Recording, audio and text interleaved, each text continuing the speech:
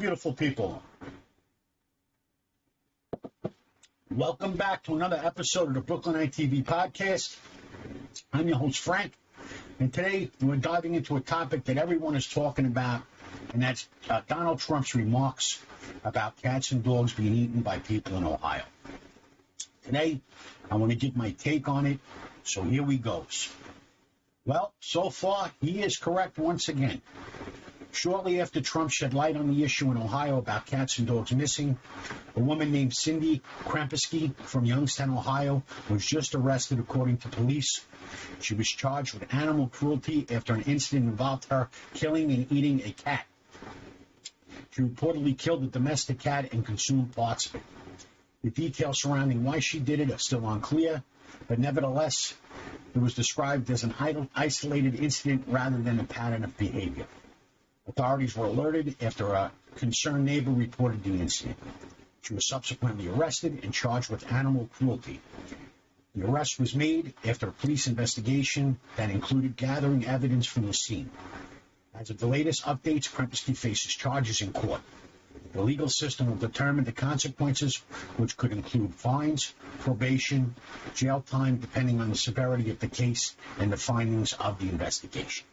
Now, this case has drawn significant media attention and public outcry due to the nature of the crime, especially since President Trump brought it to our attention. Animal rights activists and community members expressed shock and outrage over the incident. In this particular case, so far, it had nothing to do with Haitian immigrants. However, for a minute, I want to talk about the Haitian religion Vodou, that in my opinion, in many ways, is a sick religion that many Haitians follow. Voodoo is a religion that originated in Haiti, blending African traditional religions, but primarily from the Yoruba, Fon, and Iwe people. This religion is deeply rooted in the history of the transatlantic slave trade, where enslaved Africans brought to the Caribbean maintained and adapted their religious practices under the constraints of colonial rule. It centers around spirits who are believed to interact with the human world and influence various aspects of life. These practitioners engage in rituals involving dance and offerings to honor these spirits and seek their guidance. Core beliefs that animal sacrifice is a practice that is part of the voodoo ritual. In voodoo, a sacrifice is an act of cruelty, a form of offering to the spirits. Animals are being sacrificed in a sick way of showing respect, making offerings. We're trying to establish a connection with the spirits. In a sick twist, it is believed that the blood of the animal provides nourishment to the spirits and is a way of maintaining a harmonious relationship between human and the spirit realm. Now, these types of animal sacrifices can vary, but in voodoo practices, common sacrifices include chickens, goats, and occasionally other animals, like, yes, cats and dogs. Okay, the blood and other parts of these animals are used in offerings or placed on altars dedicated to the spirits. The use of animals is seen by them as a necessary component of the ritual rather than a senseless act of violence. Now, in contemporary settings, voodoo practitioners face various challenges, including their preservation of their tradition. Maintaining traditional practices while adapting to modern contexts can be challenging. Voodoo practitioners work to preserve their cultural heritage while navigating contemporary issues. And the practice of voodoo, including animal sacrifices, will come into conflict with legal regulations and social norms that we have here in the United States of America. And voodoo, in my opinion, is a sick religion that practices animal sacrifices. I view it as harmful and inhumane. From this perspective alone, the ritual slaughtering of animals such as chickens or goats or dogs and cats should be seen as ethically problematic, as it involves causing harm to living creatures for religious purposes. Now, I would argue that voodoo is a disturbing religion due to its practice of these animal sacrifices. From this perspective, these sacrifices alone should be seen as inherently cruel and unnecessary, causing significant suffering to living creatures. Now, such practices, despite their cultural and spiritual significance, raise serious ethical questions about animal welfare and the necessity of inflicting pain and death in the name of spirituality. Now, no benefits from voodoo can be derived from these sacrifices being just, with the potential suffering inflicted on animals, especially from the standpoint of modern animal rights perspectives that advocate for the ethical treatment of all sentient beings. Now, the act of slaughtering animals for religious ceremonies is viewed, in my opinion, as a blatant disregard for animal welfare, suggesting a troubling willingness to inflict pain and death as part of these gross spiritual rituals. Now, the ethical concerns extend to the belief that these practices are outdated and incompatible with modern society values that prioritize the humane treatment of animals. I would assert that continuing to engage in animal sacrifices reflects a failure to evolve alongside contemporary ethical standards.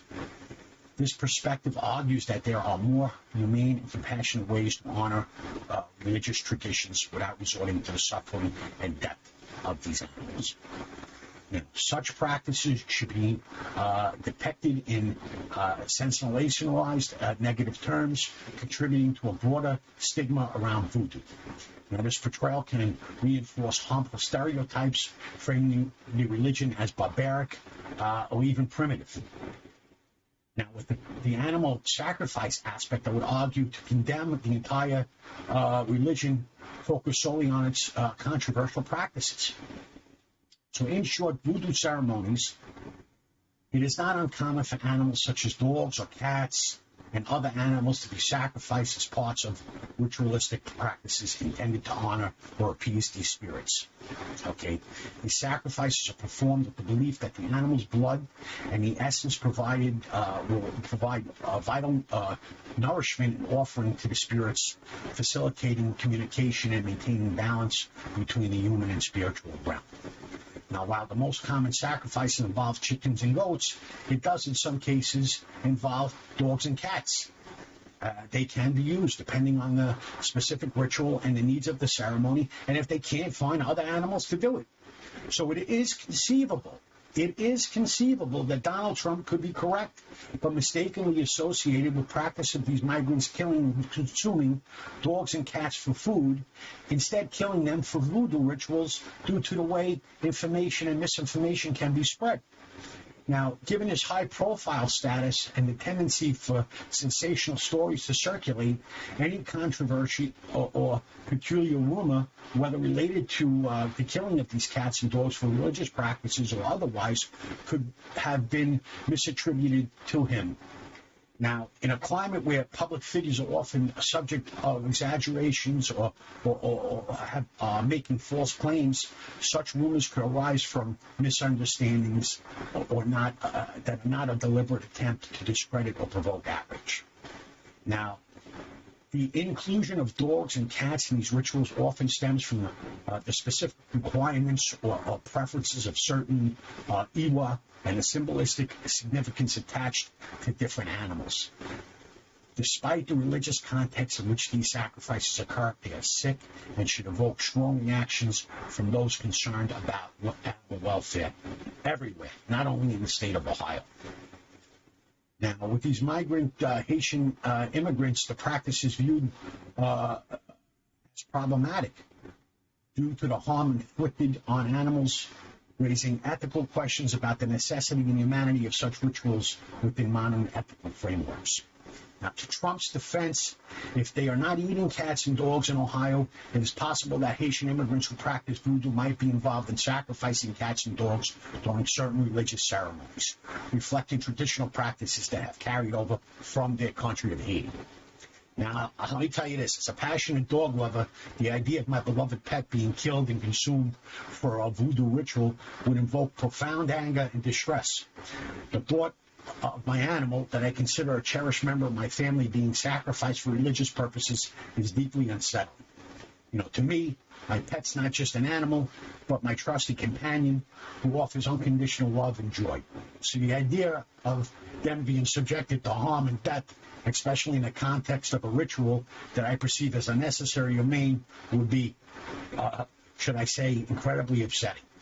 The emotional bond and personal value I place on my pet would make it nearly impossible to reconcile such actions, leading to intense frustration and heartbreak, and I have to say, certain death at my hands to the person who did it. Now, the ethical and moral implications alone of using animals in rituals would further fuel my outrage, especially given the modern emphasis on animal welfare and humane treatment. So in my view, the act of sacrificing and consuming pets for any reason, including religious rituals, is an affront to the principles of compassion and respect for living beings that I hold dear. The idea that individuals from any culture who engage in illegal activities such as killing of cats and dogs should be deported immediately reflects a stance that prioritizes animal welfare and legal adherence. Proponents of this view argue that allowing such actions undermines societal norms and ethical standards concerning animal treatment. They contend that immigration policy should include stringent measures to ensure that individuals who engage in or support such practices are promptly removed from our society to uphold the values we hold dear and respect for animals that are considered fundamental to this country and our society. So if they're killing pets for religion, get them out of here. Let's make our pets safe again. Let's make America great again. I'm Frank. This has been another episode of the Brooklyn ITV podcast. Don't forget to like, subscribe, and share for more topics coming your way. Thank you, people.